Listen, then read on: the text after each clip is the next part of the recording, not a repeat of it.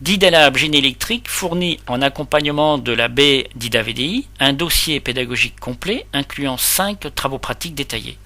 Chaque TP est composé d'un rappel de cours historique et théorique, une vidéo pédagogique et un guide d'expérimentation. Exemple du TP1, étude du protocole FTP. La vidéo associée permet l'étude de manière symbolique du fonctionnement de chaque protocole. Mise en œuvre du TP. Première opération. Câblage des organes périphériques utilisés sur le panneau de brassage.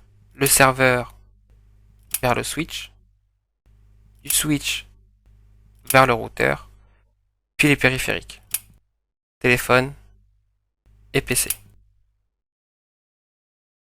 Lecture des adresses réseau du serveur via l'IHM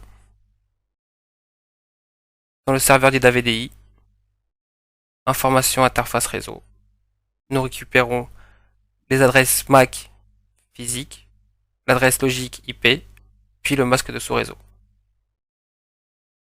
La commande ping couramment utilisée par les administrateurs réseau teste la présence en ligne d'un correspondant. Exemple, envoi d'un ping au serveur, visualisation sous Ethergroic ICMP en rouge. Second exemple, ping sur le téléphone, visualisation graphique incluant l'historique précédent. Seconde commande utilisée, la commande Nmap, qui permet de vérifier l'état des services.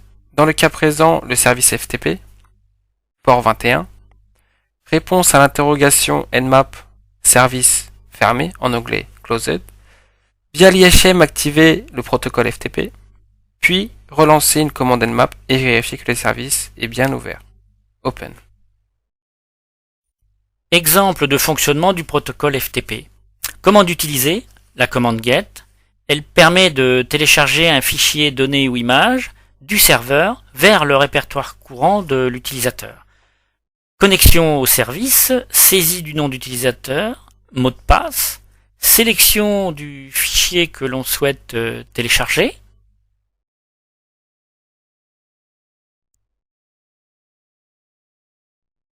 puis ensuite on ira vérifier sur le bureau la présence de ce fichier qui est l'image DidaLab, logo DidaLab Génie électrique.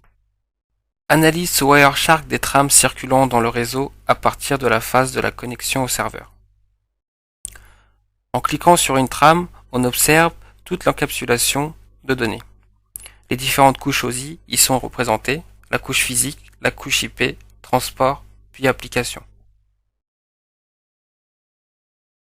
Ensuite, sélectionnez l'onglet Statistiques, puis Flowgraph,